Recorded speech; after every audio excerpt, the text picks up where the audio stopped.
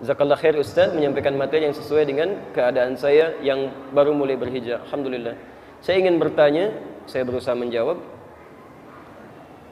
Saya mengincar surga Firdaus, Masya Allah. Bukan hanya antum, yang lain juga sama gitu ya. Baik. Namun masih banyak yang saya belum pelajari. Ya. Kuliah saya agar tidak. Ini bukan saya nggak bisa baca ya, bukan tulisannya yang nggak jelas, saya yang kurang bisa membaca dengan baik. Sebentar. Oh baik. Aktivitas saya, kuliah saya menjadikan saya beraktivitas, banyak begadang, sulit untuk tahajud. Bagaimana saya menyikapi hal ini? Apakah kuliah Anda menjadi penghalang untuk Anda tahajud? Tidak. Saya bahkan pernah sekolah di pesantren di Darul Arqam di Garut. Ya, Masya Allah, masuk kelas jam 5 subuh dengan seragam, pakai sepatu. Kalau pakai sendal nggak bisa masuk Pak, kecuali pakai surat izin. Pakai seragam. Ada yang belajar fisika, matematika, kimia, nahwu, sorab, tafsir dan sebagainya. Keluar jam berapa? Jam 9 malam. Masya Allah, jam 9. Kadang kami suka iseng kalau ditanya, di mana sekolahnya? Masya Allah, di Tsanawiyah 59. Masuk jam 5, keluar jam 9 malam. Dengan pakaian yang sama, keadaan yang sama. Jam 5 masuk, 6:04 keluar, makan, jam 7 masuk lagi. Keluar setengah 12, sholat zuhur, istirahat, jam 3. Kemudian setengah 4, jam 4 masuk lagi, keluar setengah 6, istirahat, masuk lagi setengah 8, keluar jam 9. Terus setiap hari. Kadang setelah itu mengulang lagi materi, saya pergi ke masjid, mengulang lagi. Apakah meninggalkan tahajud? Tidak. Masih bisa bangun malam. Dan enak, nyaman, biasa saja.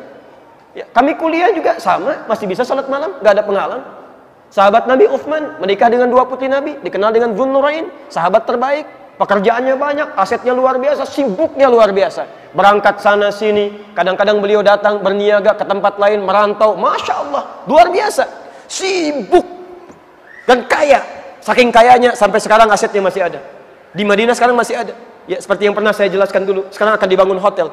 Royaltinya diambil, disimpan di Bank Saudi, disedekahkan atas nama sahabat Utsman bin Affan radhiyallahu taala anhu. Apakah meningkatkan tahajud? Tidak. Cek keterangan Imam An-Nawawi di kitab At-Tibyan fi Adab Hamalatil Quran. Anda yang punya terbitan yang warna coklat, ya terbitan dari Kutub Islamiyah yang merah marun warna coklat, lihat di halaman 38. Di paragraf yang pertama, baris 1 sampai 2, posisi paling kanan sebelah atas di pojok. Yang terbitan Darun Nafais warnanya kuning, lihat halaman 47. Paragraf ketiga, baris 1 sampai 7, posisi paling kiri sebelah bawah. Ya. Apa kata beliau? Sahabat Utsman tidak meninggalkan tahajud, bahkan bisa tahajud sampai hatam Quran. Sahabat Nabi, dekat dengan Nabi, dijamin masuk surga tanpa hisab. Menikah dengan 2 putri Nabi, malaikat Jibril turun malu kepada beliau, dijamin masuk surga tanpa hisab, tingkat surga paling tinggi. Orangnya kaya, asetnya ada sampai sekarang, masih bisa tahajud dalam kesibukannya sampai hatam Quran. Antum sahabat Nabi bukan, surga belum jelas, tidak menikah dengan 2 putri Nabi, tetangga Nabi juga bukan, kerabat Nabi juga bukan. Masya Allah, malaikat turun, gak malu lihat antum. Sekaya apa antum dibandingkan Utsman, sampai antum gak bisa tahajud? Bukan tahajudnya yang salah, mungkin antumnya yang belum bisa menata aktivitas dengan baik. Pasti bisa. Cara belajarnya barangkali yang butuh strategi yang lain. Ya, orang lain bisa, kenapa antum tidak?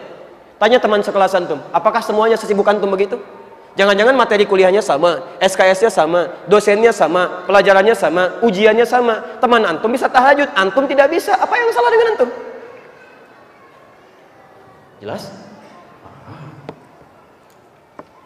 Jadi bahasa lembutnya, coba kembali lagi lihat, barangkali ada pekerjaan banyak yang tidak penting, yang tidak spesifik, yang tidak prioritas, sering dikerjakan sehingga menghambat untuk ibadah. Bikin rencana yang baik lagi ya, insya Allah. Quran surah Al-Insyirah, فَإِذَا فَرَغْتَ فَانْصَبْ وَإِلَى رَبِّكَ فَارْغَب. Jadi antum susun dulu rencananya. Saya kalau terbiasa begini, kalau saya mau datang ke satu tempat, itu saya pelajari dulu.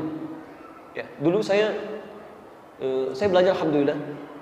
Pertama kali guru yang mengajarkan saya dari Timur Tengah itu dari Madinah. Ada Syekh Faid, Syekh Ali, saya masih ingat betul. Kemudian ada Syekh Afifi, Ustaz Afifi, Dr. Sultan, kan? Sampai saya belum berangkat, sampai saya pengen ke Madinah waktu itu. Ya, dan diberikan rekomendasi alhamdulillah. Ya, dan orang yang dekat ya dengan orang-orang di sana, dan bisa dikatakan secara kemanusiaan, ikhtiar manusia kalau sudah diberikan insya Allah nggak ditolak gitu. Tapi Allah berkehendak lain. Ya, terjadi bom Bali pada saat itu, akses ditutup, tidak ada penerimaan beasiswa. Masya Allah, harap-harap ke Madinah Munawwarah, sampainya ke Madinah Ciputat. Masya Allah, kuliah di sana, masuk mengambil dari jurusan yang kerjasama dengan Al-Azhar, Dirasat Islamiyah wal Arabiyah. Gurunya dari Mesir, ada dari Mesir, dari India, dari macam-macam, termasuk dari MUI. Antum tahu, setiap saya punya keinginan saya keluarkan. Buku-buku Madinah saya baca. Saya keluarkan kurikulumnya. Fakultas ini bacaannya. Ini buku-bukunya. Ketika ada di Mesir, saya baca semuanya. Orang Al-Azhar belajar apa? Semester 1, semester 2 jurusannya apa? Bukunya saya kumpulkan, saya pelajari. Dan kadar Allah, ya kami diminta untuk ke Libya. Begitu berangkat ke Libya, sebelum berangkat saya telepon orang Libya. Pelajarannya apa? Masya Allah, apa saja? Jurusannya apa saja? Saya turunkan semua kitabnya. Saya baca, saya pelajari, saya bikin peta. Berapa lama saya kuliah? Apa yang dipelajari? Apa yang harus saya lakukan? Masuk jam berapa? Keluar jam berapa? Bisa pulang nggak ke Indonesia? Perpustakaannya di mana? Begitu sampai ke sana, yang saya lakukan masuk perpustakaan. Saya lihat masuk ke dalamnya, saya bikin peta. Di sini kitab Ulumul Quran, di atas peta sejarah, di sini kitab ini. Saya sudah punya petanya. Sehingga saya bisa mengatur kapan saya tahajud, kapan saya kerjakan ini, kapan saya kerjakan itu. Semuanya baik, gak ada masalah. Ya, kami alhamdulillah bisa belajar dengan baik, bisa tahajud, bisa menulis, bisa macam-macam dan sebagainya. Jadi nggak ada hambatan di sini. Nah, coba antum lihat, barangkali banyak kegiatan yang tidak penting yang diberikan porsi berlebihan sehingga sulit untuk mengerjakan yang baik-baik yang lebih penting lagi. Ya, baik. Tidak harus jadi orang lain, cukup jadi diri sendiri. Jangan jadi Adi Hidayat, jadi diri sendiri. Kalau antum jadi saya repot gitu kan? Baik. Ibu saya nanti sulit gitu. Adi datang yang lain. Iya mah, padahal saya yang asli gitu kan?